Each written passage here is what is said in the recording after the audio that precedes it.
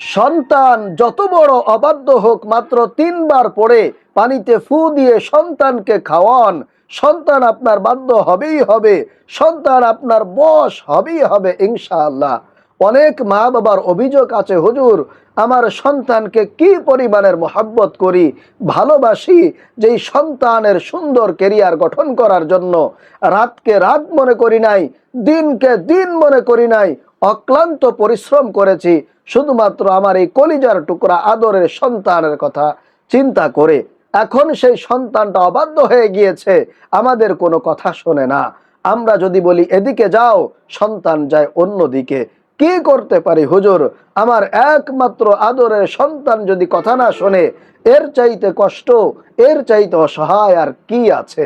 প্রিয় ভাইরা মা বোনেরা, এরকমটা যদি হয়ে থাকে তাহলে আমি আপনাদেরকে বলি, শুনেন, সন্তান যত বড় অবাধ্য হোক না কেন, আপনার নিয়ন্ত্রণের বাহিরে চলে যাক না কেন, আমি আপনাদেরকে আজকে এমন একটি পাওয়ারফুল শক্তিশালী আমল শিখিয়ে দিব, ইনশাআল্লাহ সন্তান আপনার বাধ্য হবে, সন্তান আপনার বশ হবে, আপনার কথায় উঠবে বসবে, এমন এমন কাজ করবে, আপনি মা বাবা খুশি হয়ে যাবেন। আল্লাহু আকবার।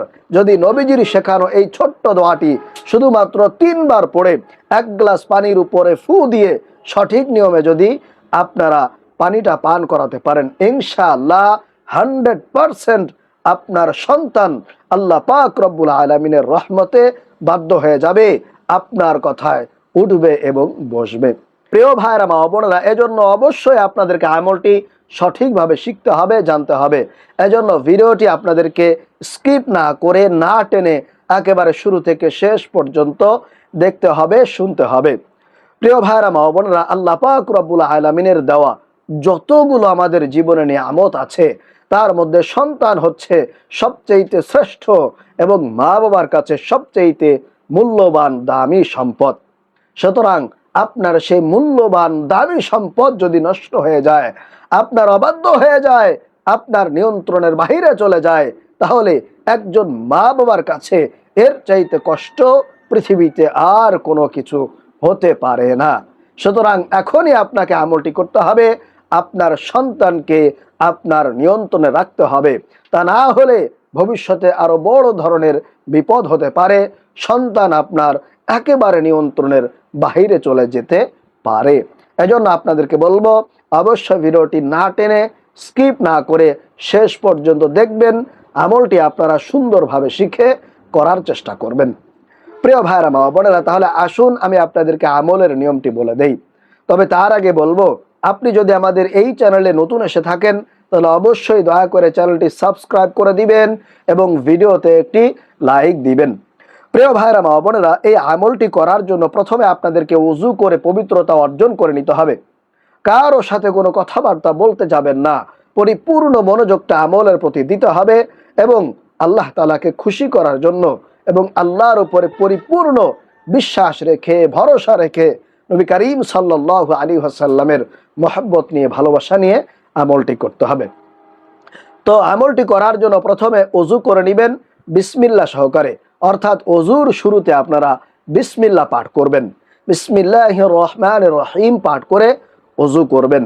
আর ওযু যখন হয়ে যাবে তখন আকাশের দিকে তাকিয়ে কালিমায়ে শাহাদাতটা আপনারা এই শাহাদাত আঙ্গুলি উঁচু করে কালিমায়ে শাহাদাতটা একবার পাঠ করবেন এইভাবে, আশহাদু আল্লা ইলাহা ইল্লাল্লাহু ওয়াহদাহু লা শারীকা লাহু ওয়া আশহাদু আন্না মুহাম্মাদান আবদুহু ওয়া রাসূলুহু।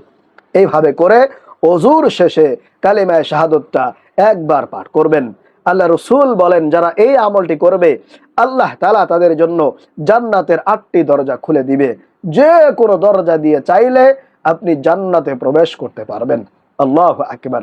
এজন্য অবশ্যই যখনই ওযু করবেন এই আমলটি করার চেষ্টা করবেন, অনেক অনেক সওয়াব আপনার আমলনামায় কিন্তু লিপিবদ্ধ হয়ে যাবে। তো ওযু করা হয়ে গেলে আপনারা একটি গ্লাসের মধ্যে পরিষ্কার স্বচ্ছ পানি নিয়ে বসবেন। 1 গ্লাস স্বচ্ছ খাবারের পানি নিয়ে আপনারা বসে যাবেন, অথবা 1 বোতল পানি আপনারা নেবেন। নেওয়ার পরে 1 নম্বরে 11 বার ইস্তিগফার পাঠ করবেন। আল্লাহর কাছে ক্ষমা চেয়ে নিবেন, মাফ চেয়ে নিবেন। আপনার জীবনের যৌবনের যত গুনাহ আছে, যত অন্যায় আছে, সে ব্যাপারে আল্লাহর কাছে প্রথমে ক্ষমা চাইবেন।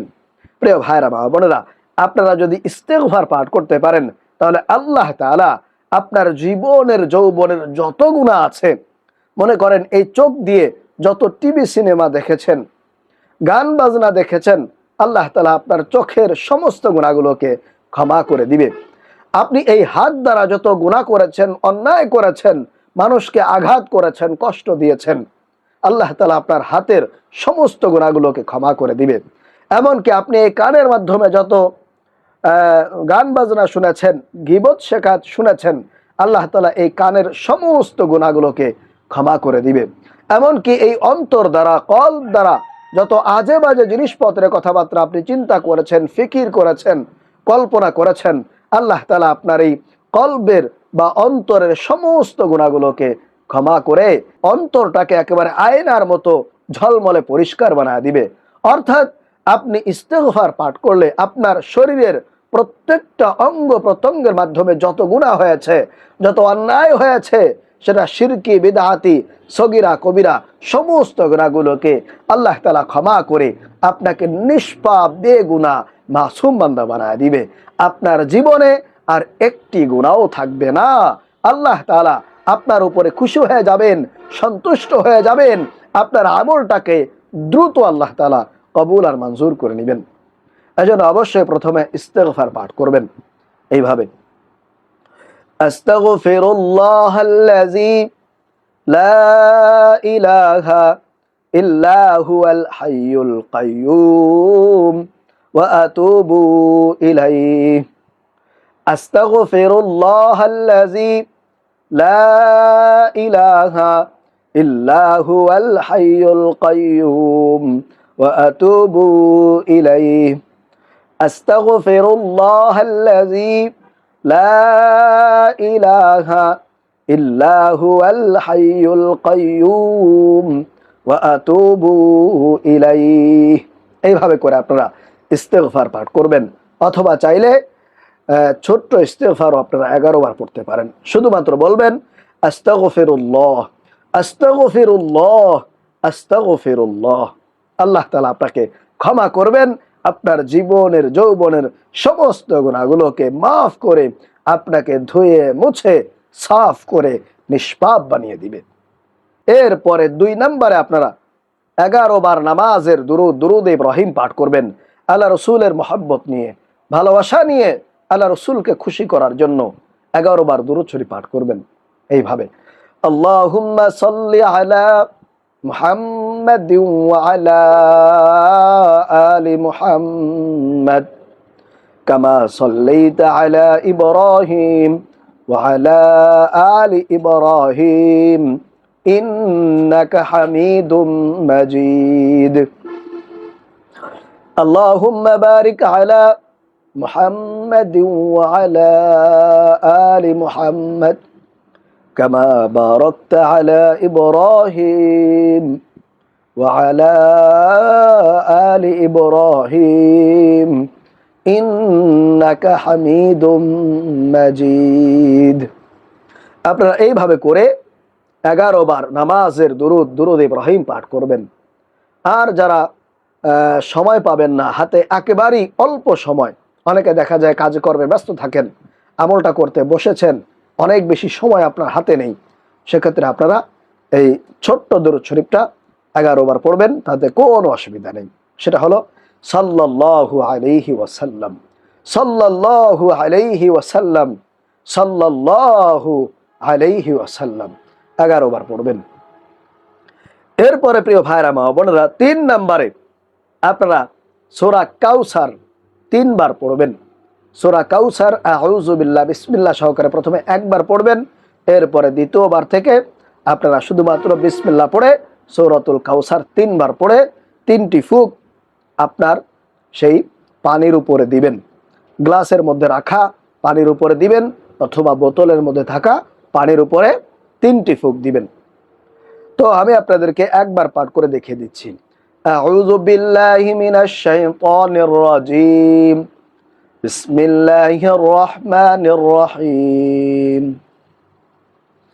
ইন্না আ'তাইনাকাল কাউসার ফাসাল্লি লিরাব্বিকা ওয়ানহার ইন্না শানিআকা হুয়াল আবতার। এরপরে সেই গ্লাসের উপরে একটি ফুঁক দিবেন এইভাবে। আবারও পড়বেন বিসমিল্লাহির রহমানির রহিম।